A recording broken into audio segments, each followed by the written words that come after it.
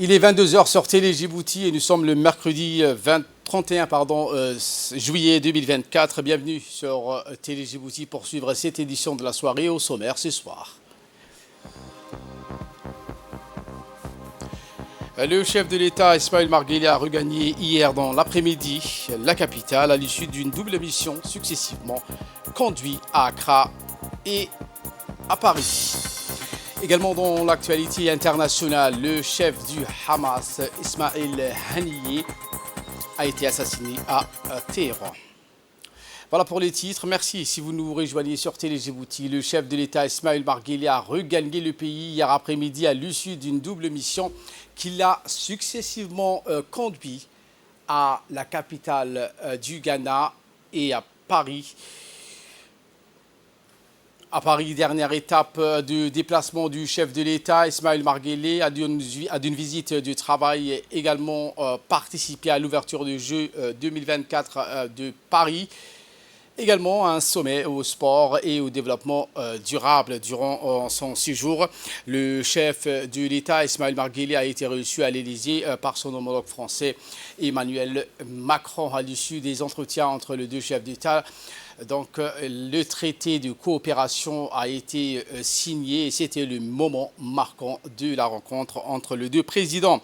Durant son séjour, le président Guelleh a été reçu par le président français Emmanuel Macron à l'Élysée.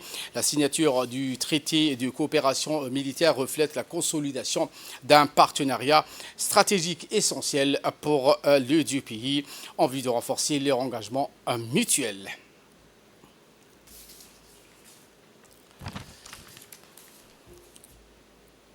Et voilà qui nous ramène de parler de ce communiqué où notre pays se réjouit de la décision de l'appel des États-Unis d'Amérique pour le district Columbia qui a annulé le 30 juillet 2024 le jugement le 17 février 2023 du tribunal fédéral de première instance des États-Unis. Eh bien, cette décision importante intervient dans le cadre du contentieux entre Djibouti et l'opérateur émirati DP World concernant le terminal à conteneurs de Doralé. En rétablissant le droit, la Cour d'appel valide les arguments présentés de longue date par notre pays. Le jugement invalidé avait, contre toute logique accordée, l'exéquatur aux États-Unis, à l'Émirat arabe uni d'une rendue par le tribunal de Londres. Cette dernière avait condamné notre pays à un montant de 474 millions de dollars de la société émirati.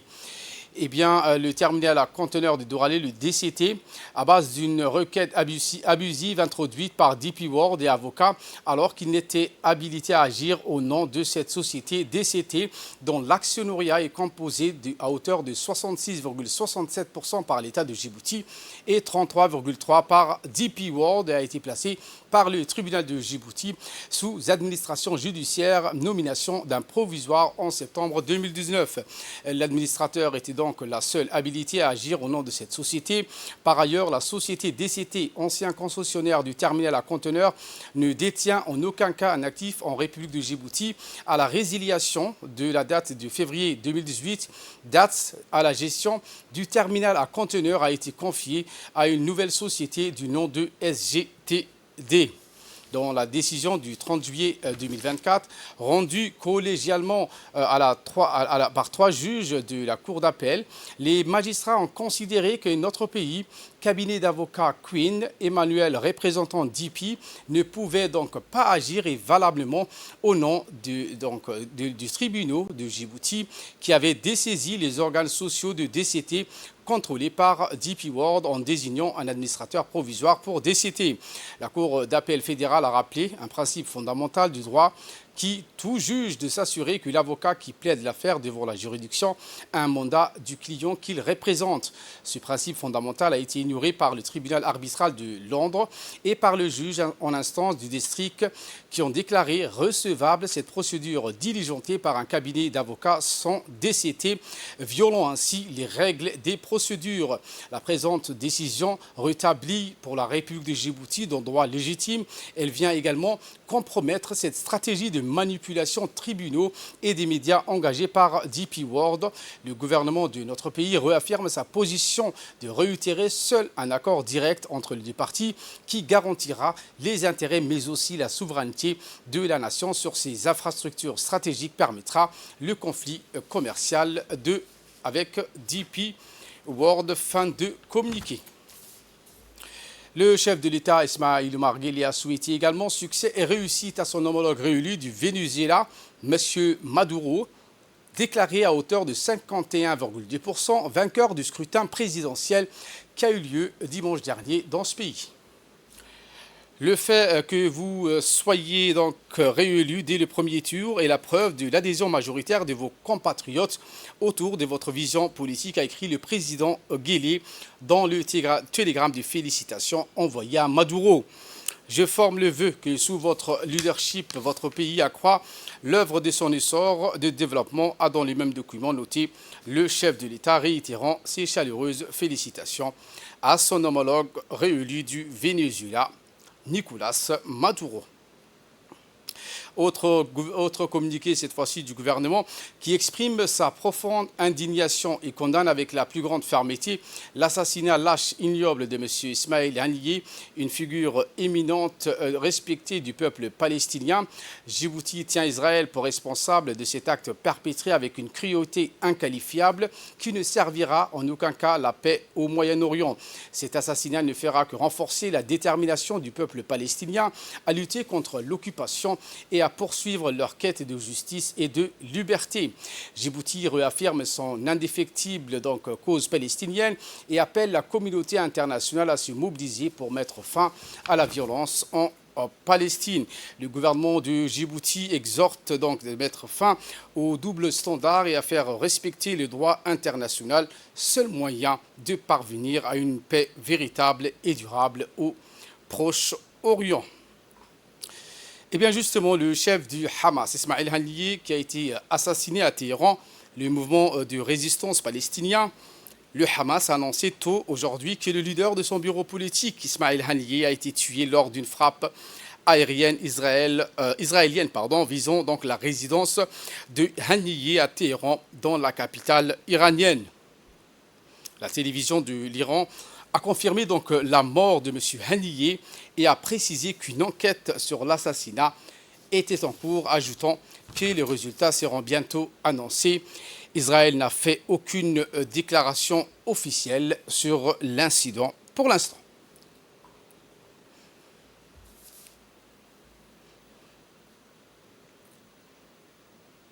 Et on revient sur le portrait de cet homme politique très respecté, Ismaïl Haniyeh, personnalité palestinienne de premier plan et chef du bureau politique du Hamas, qui a été tué donc dans une frappe aérienne. Le dirigeant de 62 ans, considéré comme un visage de premier plan du Hamas depuis des décennies, dirigeait le bureau politique depuis son exil au Qatar ces dernières années. Haniyeh est né le 29 janvier 1963 dans le camp des réfugiés Al-Shati, dans la bande de Gaza. Il commence sa carrière politique en se rapprochant étroitement du fondateur du Hamas, Cheikh Ahmad Yassine, et rejoint le groupe paramilitaire lors de la première intifada de 87 à 93 à la fin des années 80. Emprisonné à plusieurs reprises pour avoir participé à cette intifada en Israël, avant de quitter Gaza, il devient un dirigeant important du Hamas au cours de ces dernières années. Ismaïl Haniyeh, surnommé Abu al-Abd, monte en garde en 2004 après que le cheikh Ahmad Yassine et Abdelaziz Rantisi, les deux précédents dirigeants du Hamas, ont été éliminés par Israël en mars et avril de cette année. Il devient le premier ministre de l'autorité palestinienne pour la première fois en 2006, suite donc à la victoire du Hamas aux les élections législatives palestiniennes, et attire l'attention de la communauté internationale. Effectivement, la communauté internationale a réagi à cet attentat perpétré par l'État sioniste en Iran. Le président Massoud Pezeshkian a accusé l'Israël d'avoir tué Ismaïl Haniyeh, venu assister à sa cérémonie d'investiture dans la capitale de Téhéran, et jure de lui faire regretter cet acte lâche. Au Qatar, qui accueille la direction politique du Hamas, dont faisait partie Haniyeh, a condamné ce crime odieux et mis en garde contre une escalade dangereuse au Liban. Le Hezbollah a dénoncé l'assassinat de Haniyeh et a assuré qu'il fallait renforcer donc leur détermination en Chine.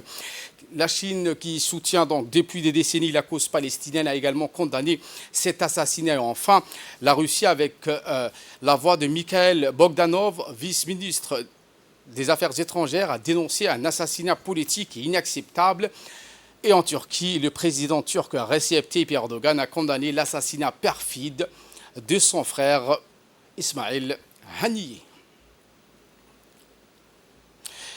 Le ministre des Affaires étrangères et de la coopération internationale, porte-parole du gouvernement, M. Mahmoud Ali Youssouf, a effectué une visite de travail de 48 heures à Abu Dhabi.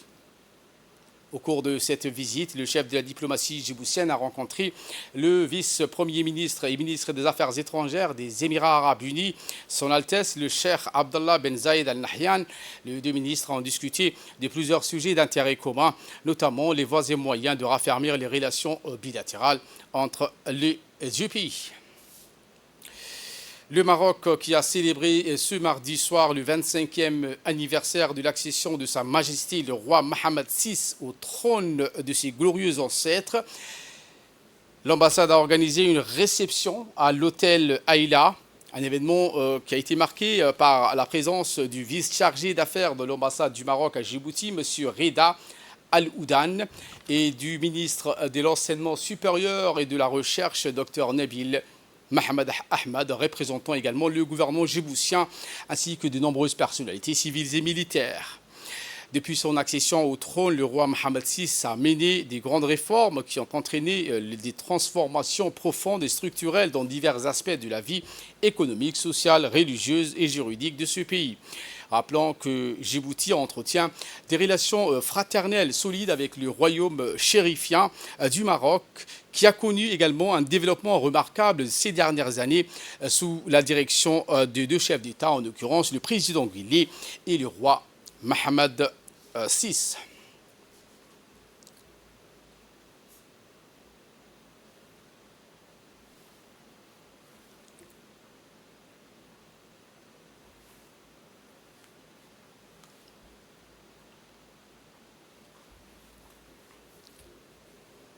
Et dans un discours qu'il a prononcé lors de cette occasion, le vice-chargé d'affaires de l'ambassade du Maroc à Djibouti, Reda Al-Oudan, a d'abord exprimé sa gratitude à toutes les personnes présentes à cet événement, saluant également les relations fraternelles étroites qui lient Djibouti et le royaume chérifien. Le diplomate marocain a à cette occasion passé en revue les progrès réalisés par son pays ces dernières décennies, tant au niveau économique, culturel, tout en reconnaissant le soutien que l'ambassade reçoit de la part de la République de Djibouti, tant au niveau du leadership et du gouvernement. Pour sa part, le ministre de l'Enseignement supérieur et de la Recherche, Dr Nabil Mohamed Ahmad, a dans son discours, lors de cette réception, indiqué cette coopération exemplaire et les relations fraternelles qui lient Djibouti au royaume chérifien. Voici les propos du ministre. Je voudrais tout d'abord féliciter le Royaume du Maroc pour ce 33e anniversaire de la fête du trône, anniversaire couronné par la paix, la stabilité et le développement socio-économique sous la vision éclairée de Sa Majesté le roi Mohammed VI. Je voudrais également saluer la très bonne relation entre le Royaume du Maroc et la République de Djibouti sous l'impulsion de son Excellence Ismaël Omar Guelleh et de Sa Majesté le roi Mohammed VI.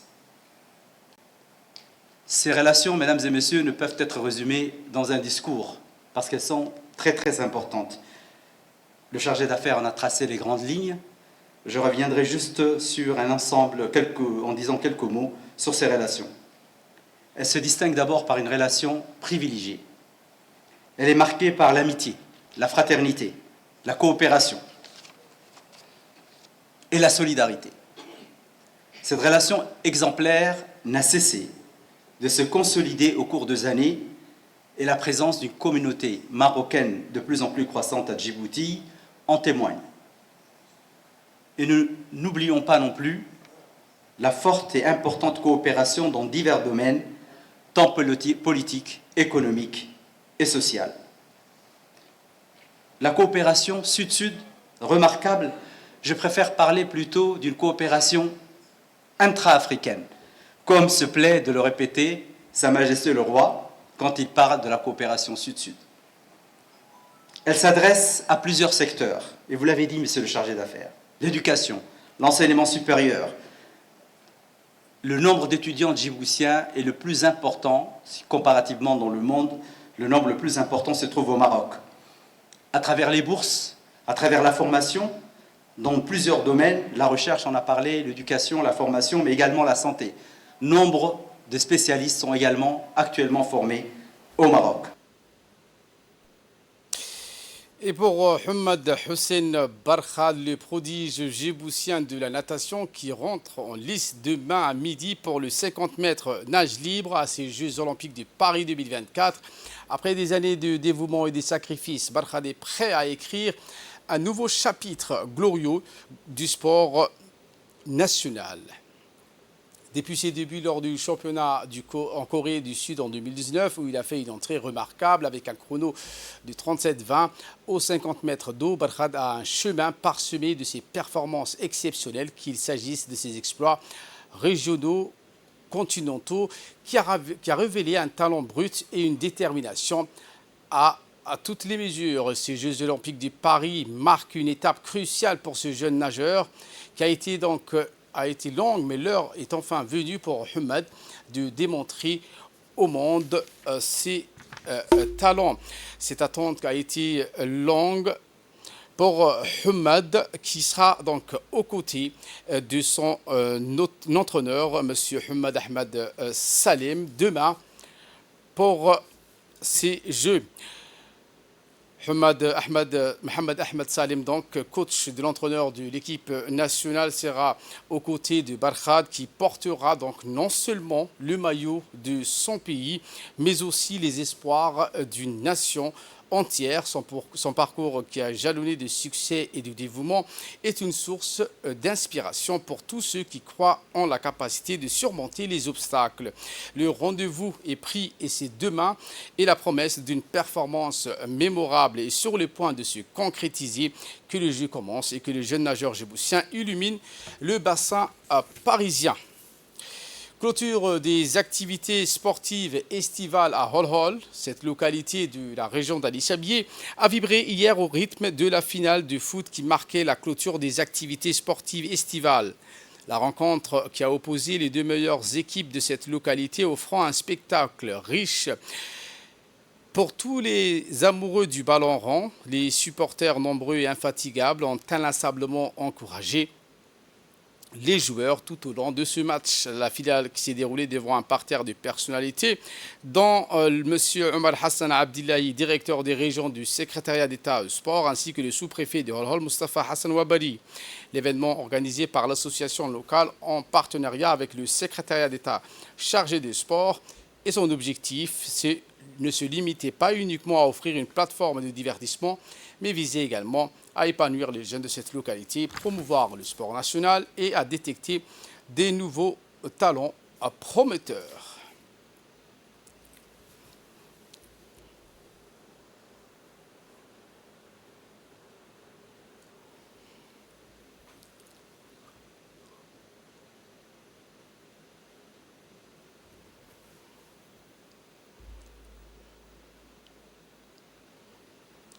Et toujours les activités sportives estivales. Cette fois-ci, le quartier de Biekei dans la commune de Balbala qui entame le dernier carré lancé en début de mois de juin par la dynamique association Hogogal.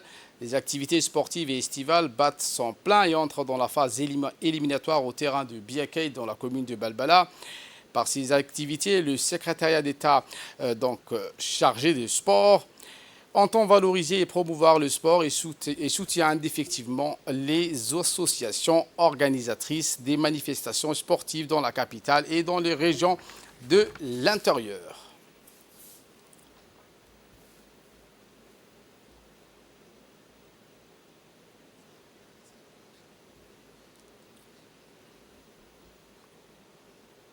Et notre grand format de ce soir porte sur la lutte de l'indépendance, notamment des artistes djiboutiens. Explication.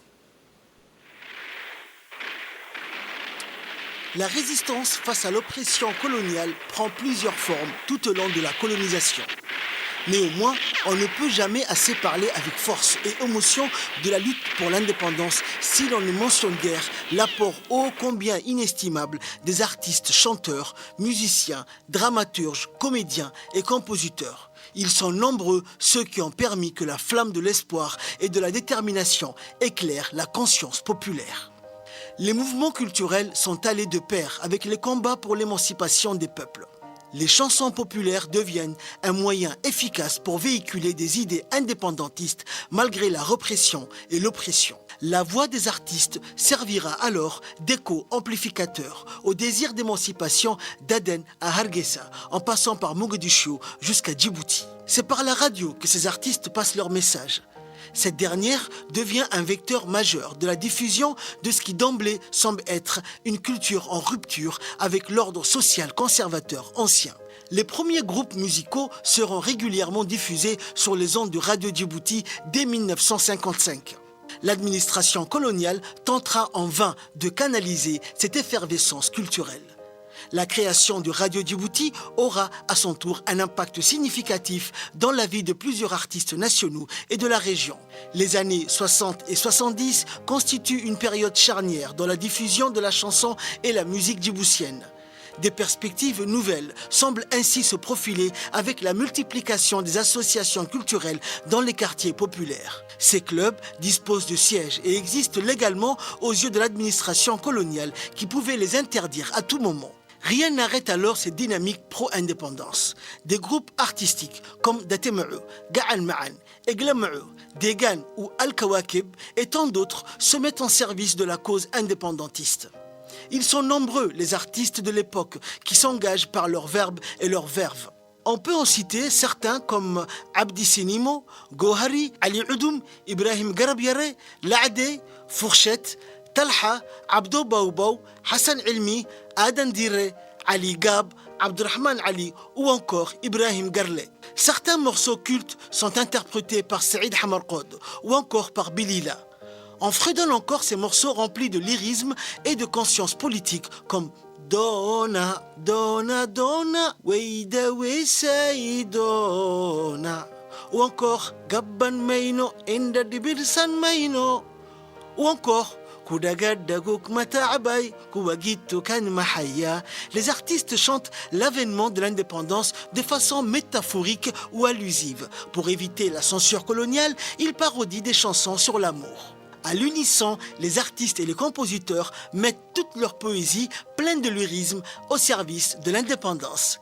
Incontestablement, ils galvanisent la foule à chaque manifestation. Tout comme les leaders religieux, ils ont fait barrage à l'acculturation et à la perte d'identité. C'est donc tout naturellement qu'ils vont composer et chanter des morceaux cultes le jour de l'indépendance. Tous les Djiboutiens connaissent aujourd'hui encore l'héritage impérissable de Karchile, paix à son âme, qui a composé musicalement l'hymne national sur la chanson de Koryere. Tout le monde connaît également la mémorable chanson de Haroun Daoud, Asabad wa Nohle Bandiratu. Dans le théâtre, qui est la forme d'expression culturelle la plus répandue dans notre pays, les artistes s'emploient à merveille dans la création artistique dramaturgique. Le théâtre est le registre culturel et artistique le mieux adapté et le plus inspirant au peuple issu de traditions orales. Ainsi, chaque concert présenté par Datema'u, Ga'an Ma'an, Arre, Eglama'u ou Degan permet de produire de nouvelles pièces de théâtre imprégnées de messages ouvertement culturels et implicitement indépendantistes. Profitant de la subtilité et de la richesse linguistique de leur culture, les dramaturges et les metteurs en scène des pièces de théâtre s'appuient sur un nouveau registre. La comédie musicale où la pièce de théâtre est saccadée par des chansons mettant en exergue la véracité du message implicite face à la censure coloniale. L'occupant colonial est souvent cité de manière déguisée et allusive. En utilisant le ton humoristique et sarcastique, les artistes dénoncent la politique d'exploitation ou encore de son arrogance. Vers la fin des années 50, un épisode marquant change la vie de quelques policiers incorporés à la garde territoriale. Ils deviennent les symboles d'une révolte dénonçant le joug du colonialisme. Ces mouvements de contestation sont dissous pour protester contre leurs conditions de vie déplorables. Au sein de la garde territoriale et devant les collègues, l'AD décrit dans une pièce satirique les abus du colon obligeant l'autochtone à exécuter des tâches avilissantes. Écrite en 1962, cette pièce déclenche une vague de manifestations des policiers qui désertent le rang de la police coloniale. Ces derniers décident de former leur propre troupe culturelle, le Datema'u, et se rendent en Somalie, nouvellement indépendante. En 1968, Aden Farah Samatar intègre la célèbre troupe Arre, engagée dans la lutte pour l'indépendance, où il côtoiera Ibrahim Barre Darar, son père spirituel, et d'autres grandes figures indépendantistes comme Yoni Salah Youssouf ou encore Hassan Ali Shirdon. La troupe Ga'al Ma'an s'est illustrée par un répertoire de pièces depuis 1970, dont Tanaya Afile, écrite par Hassan Elmi en 1973 et une autre en 1986, avec toujours pour héroïne Fadoun Douali, qui produit ses plus beaux tubes avec Mohamed Aden Douxiye. Les autres figures marquantes du théâtre djiboutien sont Hamadou Dabele et Hassan Elmi Diriye. De cette longue profusion d'œuvres, on peut retenir la pièce Saddehba Iskoufantaye ou Ginnigana. C'est là qu'Aden Farah composera sa célèbre pièce intitulée Hummad Rag Iyo Hina Sodomar. Une année après, en 1970, il cofondera la troupe Ga'al Ma'an avec Ibrahim Barre peu avant sa disparition. Après des années passées à la tête de cette mythique troupe théâtrale, il se souvient de plusieurs autres pièces qu'il aura composées comme Warla'an, la Daris. En conclusion, le monde des arts et de la culture a énormément contribué pour l'émancipation du peuple djiboutien contre le joug colonial et a sérieusement participé à l'éveil des consciences. Le Théâtre des Salines et l'ORTF, ancêtre de la RTD, construit en 1956, qui devrait servir à canaliser les grognes et retarder l'échéance de l'autodétermination obtenue plus tôt dans d'autres pays africains, ont été les dynamites qui ont amplifié cette lutte souverainiste.